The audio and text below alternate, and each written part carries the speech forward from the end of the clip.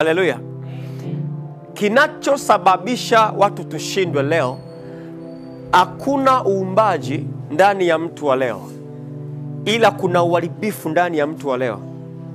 Mungu alipotuumba, Biblia inasema kwamba alituumba kwa mfano wake. Alipotufanya kwa mfano wake, Shetani akaja akaondoa ule mfano, akakaa yeye katika ile nafasi ambayo tulipewa kuumba. Amen. Ukisema kama Mungu aishivyo, isifike Jumanne sina fedha ndani ya nyumba yangu, umeshaumba. Anga linaanza kusikia. Kuna sehemu penye pesa zako panaanza kusikia. Kuna watu wenye pesa zako wanaanza kusikia. Wanaanza kuvutwa kwamba kuna mtu ametamka, nasikia, nasikia nimbariki baraka. No, so anasikia. No, kuna neno umelitamka, limeenda ulimwengu wa roho, linaanza kusumbua masikio ya watu kwamba haifiki Jumanne nataka pesa zangu zije hapa. Haleluya.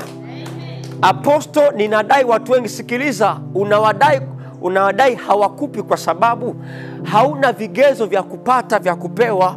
Ndani yako hamuna nguvu ya kusema ni za kwangu. Haleluya. Ulishanyang'anywa uwezo wa kutamka juu ya mali zako. Manake waliopo wamekutawala sasa hivi, wamemiliki maisha yako, na ndio maana vitu havitokei, kwa sababu nguvu ya kinywa chako imefungwa ama umenyang'anywa, haipo kabisa, na ndio maana unatawaliwa.